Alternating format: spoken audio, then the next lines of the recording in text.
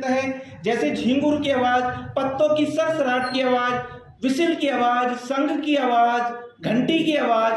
और ज्यादातर ये जब हमें सुनाई देती है तो हम बेचैन हो जाते हैं और ये ज्यादातर रात को सुनाई देती है। उसको ठीक करने के लिए बहुत इफेक्टिव ट्रीटमेंट, अपने अंगूठे से 6 से 8 बार हमें रबिंग करना, आगे पीछे चारों तरफ से अच्छे से रबिंग करना।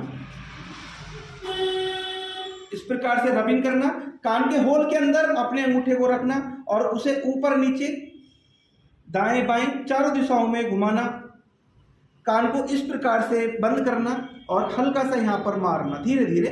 बहुत सेंसिटिव पॉइंट होता है। ज्यादातर देखा गया है कि ये प्रॉब्लम एक कान में होती है, लेकिन देखा गया है कि कुछ लोगों को दोनों कान में भी होती है। तो ये ट्रीटमेंट आप दोनों कान में कर सकते हैं। उसके बाद कान के ऊपर हाथ रखना और तेजी से छोड़ना। इस प्रकार से आप करें 6 से 8 बार। बहुत इफेक्टिव ट्रीटमेंट है टिनिटस के लिए।